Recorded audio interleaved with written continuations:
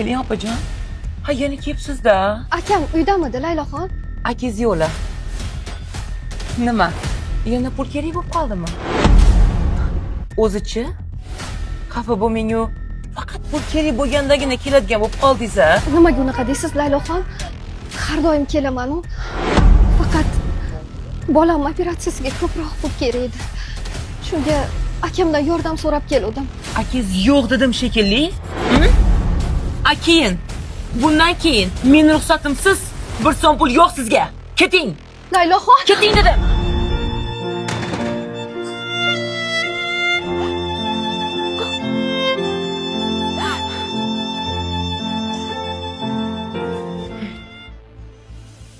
Onasi kim ekan? Kim bo'lardi? Singlingiz. Yana pul so'rab ketdi. Qani, kirmadimi? Hayda bordim. O'zi voy ko'p sadaqa qilib yubordik-a? Tushunmadim. Nima deganing bu? Bor pulni olib chiq.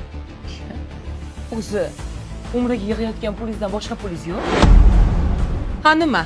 Shuni ham berib olmoqchimisiz? Men senga aytyapman, bor olib chiq.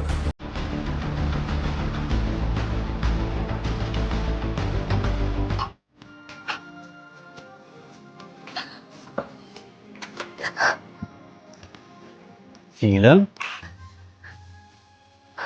aka. yaxshimisan? Nimaga yig'laysan? Yig'lamagin. Sani tog'da akang bor. Mana bu. Rahmat aka. Bora qol singlim. Yana qancha kerak bo'lsa, o'zimga aytasan.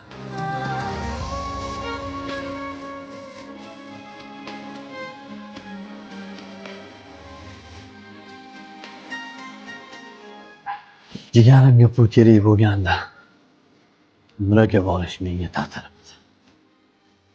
Assalomu alaykum. Va alaykum assalom. Tog'ajon.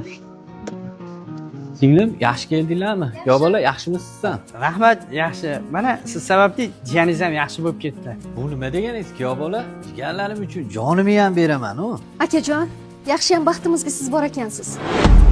Ha, aytgancha, jiyaningiz sizga sovg'asi bor.